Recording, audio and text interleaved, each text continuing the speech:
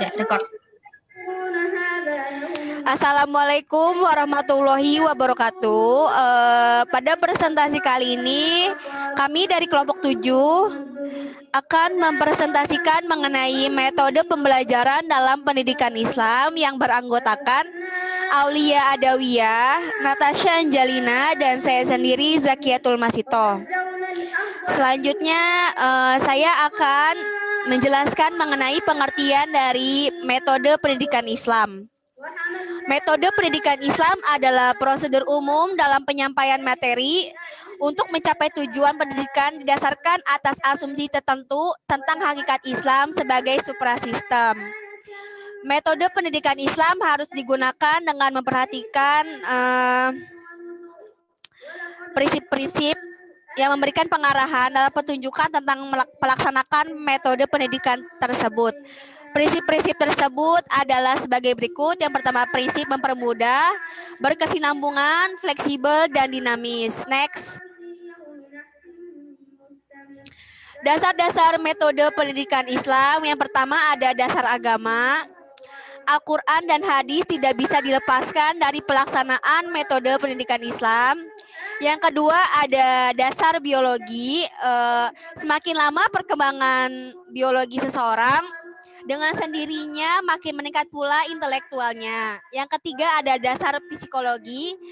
Perkembangan dan kondisi psikologi peserta didik memberikan pengaruh yang sangat besar terhadap internalisasi nilai dan transformasi ilmu. Yang terakhir ada dasar sosiologi. Dasar sosiologi ini merupakan interaksi timbal balik yang kedua belah pihak antara pendidik dengan peserta didik atau peserta sesama dengan peserta didik yang memberikan dampak positif pada keduanya. Next. Fungsi metode pembelajaran dalam pendidikan Islam. Fungsinya adalah untuk mengarahkan keberhasilan belajar, memberikan kemudahan kepada peserta didik untuk belajar berdasarkan minat, serta mendorong usaha kerjasama dalam kegiatan belajar mengajar antara pendidik dengan peserta didik. Next. Macam-macam metode dalam pendidikan Islam. Yang pertama ada pendekatan religius, bahwa manusia diciptakan memiliki potensi dasar atau fitrah atau bakat agama. Yang kedua ada pendekatan filosofis, manusia merupakan makhluk sosial, makhluk rasional atau berakal pikiran yang mengembangkan diri dan kehidupannya.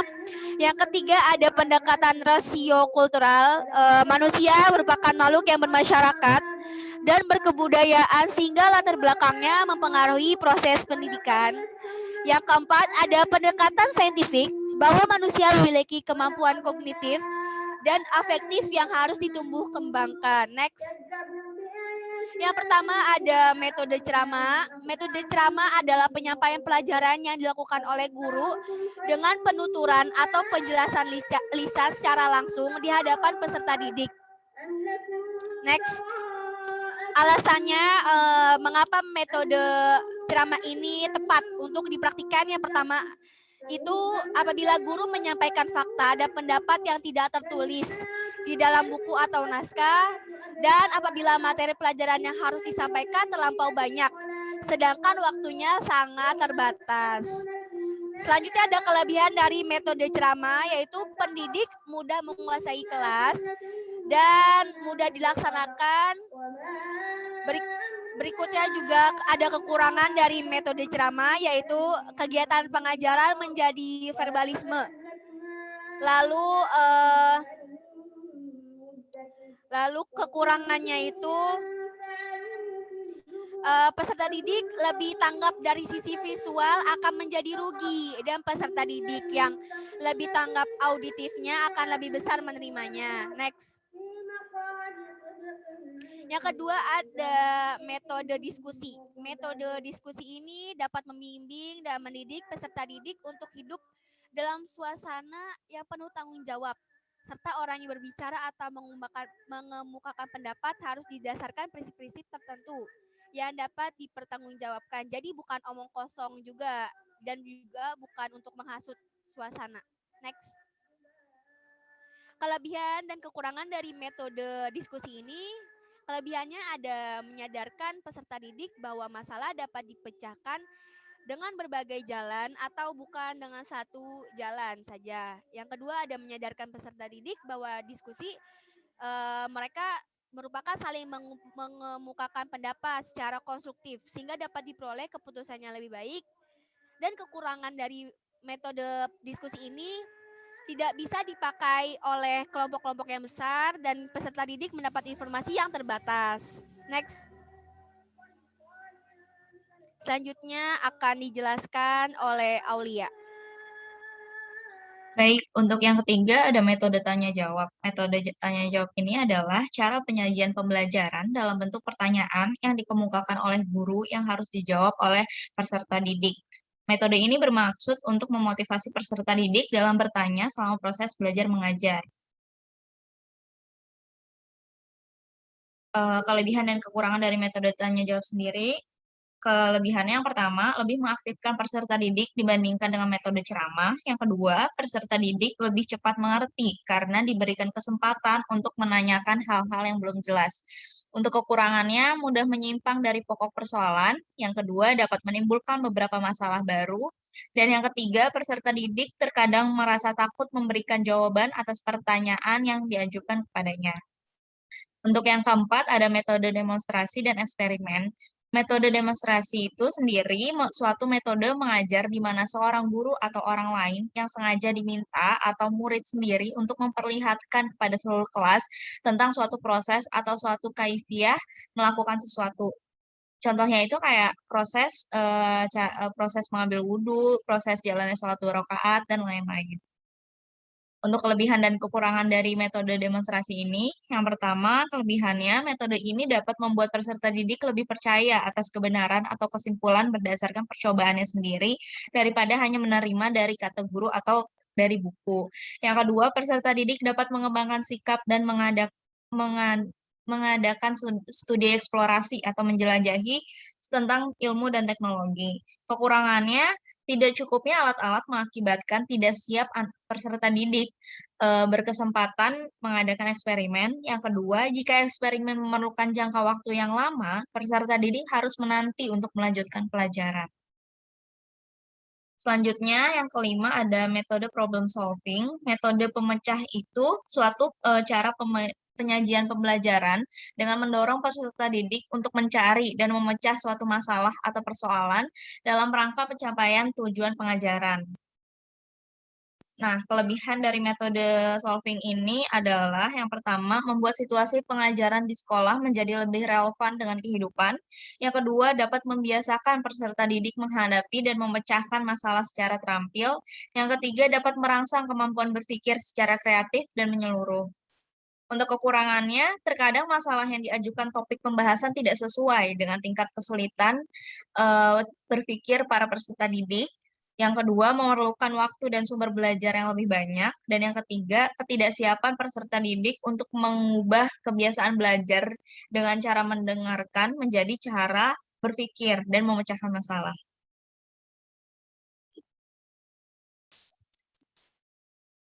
Selanjutnya, ada metode penugasan belajar. Metode penugasan belajar ini sering disebut dengan metode pekerjaan rumah. Adalah metode di mana murid diberikan tugas khusus di luar jam pelajaran. Kelebihan dari metode tugas belajar itu, pengetahuan yang diperoleh peserta didik dari hasil belajar sendiri dapat diingat lebih lama. Yang kedua, peserta didik berkesempatan untuk menumpuk perkembangan dan keberanian mengambil inisiatif, bertanggung jawab, dan berdiri sendiri. Kekurangan dari metode pemberian tugas ini, seringkali peserta didik melakukan penipuan, di mana peserta didik meniru hasil kerja orang lain tanpa mau berusaha mengerjakan sendiri. Yang kedua, terkadang tugas itu dikerjakan orang lain tanpa pengawasan. Dan yang ketiga, sulit memberi tugas yang memenuhi perbedaan individual. Selanjutnya, metode kerja kelompok yang akan dibacakan oleh Tasya. Baik, yang ketujuh ada metode kerja kelompok. Metode kerja kelompok ini merupakan kelompok kerja dari beberapa kumpulan individu yang bersifat pedagogis, yang di dalamnya terdapat adanya hubungan timbal balik atau kerjasama antara individu serta saling percaya mempercayai. Metode kerja kelompok ini memiliki kelebihan dan kekurangan. Kelebihannya itu yang pertama dapat merombak pola pikir peserta didik dari yang sempit menjadi lebih luas dan menyeluruh dalam memandang dan memecahkan masalah yang dihadapi dalam kehidupan. Yang kedua, melalui metode ini peserta didik dibina dengan membiasakan menerapkan pengetahuan, sikap, dan keterampilan dengan terpadu yang diharapkan praktis dan berguna dalam kehidupan sehari-hari. Next.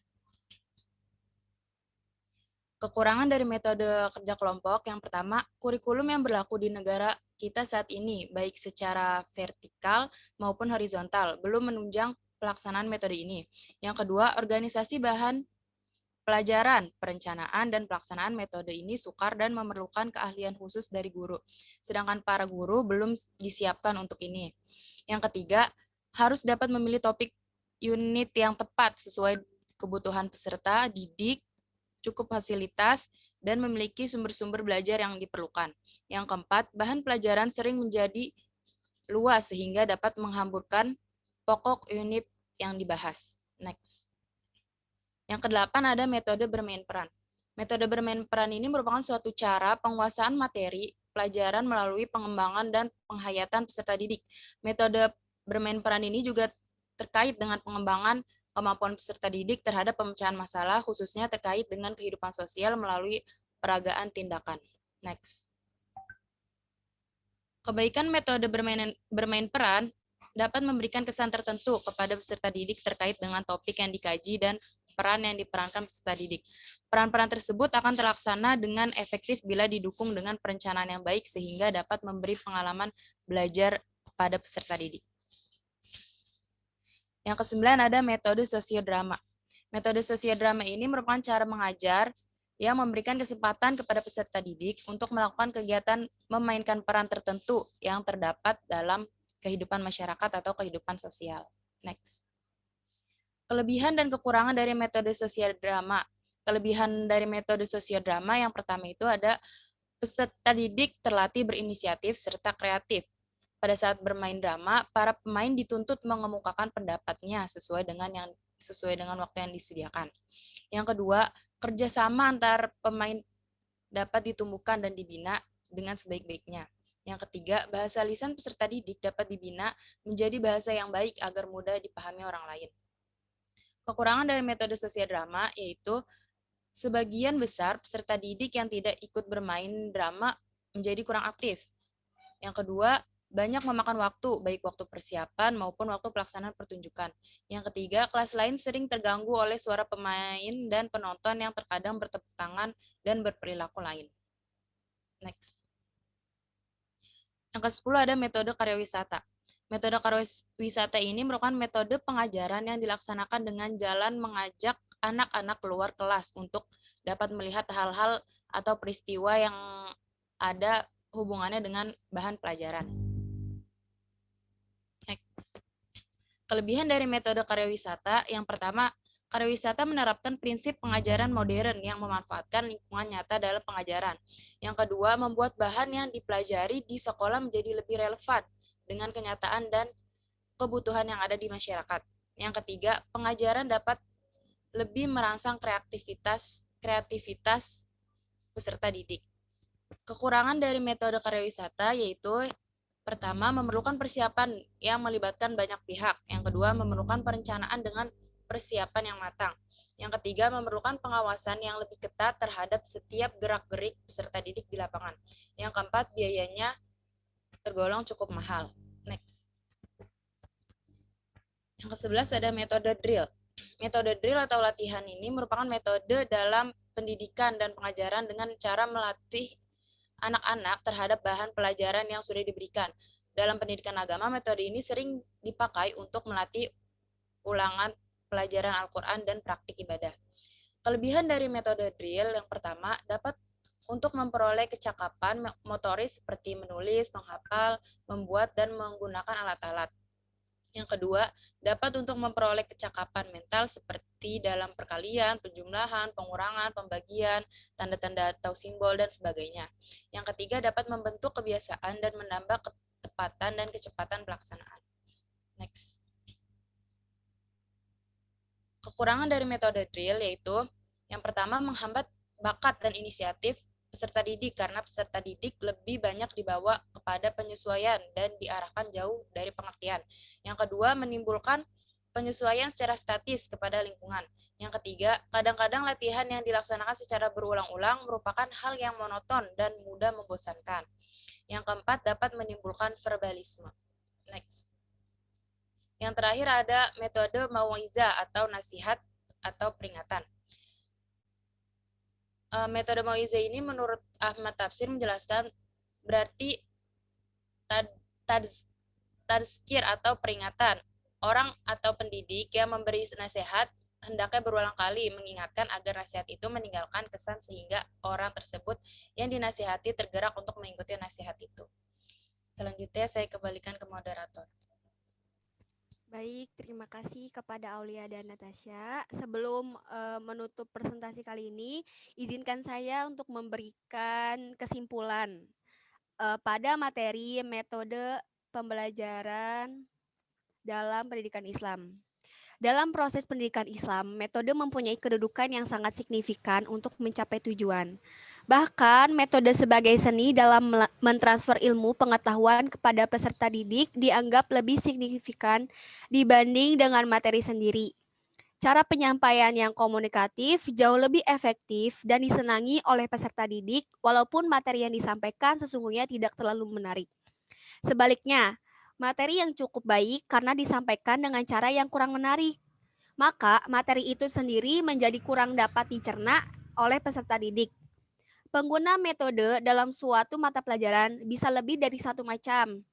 Metode yang variatif dapat membangkitkan motivasi belajar anak didik.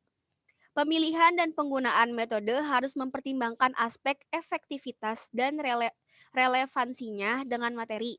Keberhasilan penggunaan suatu metode merupakan kunci keberhasilan proses pembelajaran dan akhirnya menentukan kualitas pendidikan. Sehingga metode pendidikan Islam yang dikehendaki akan membawa kemajuan pada semua bidang ilmu pengetahuan dan keterampilan. Oleh karena itu, penerapan metode yang tepat sangat mempengaruhi pencapaian keberhasilan, sementara metode yang tidak tepat akan berakibatkan terhadap pemakaian waktu yang tidak efisien. Terima kasih atas perhatiannya. Assalamualaikum warahmatullahi wabarakatuh.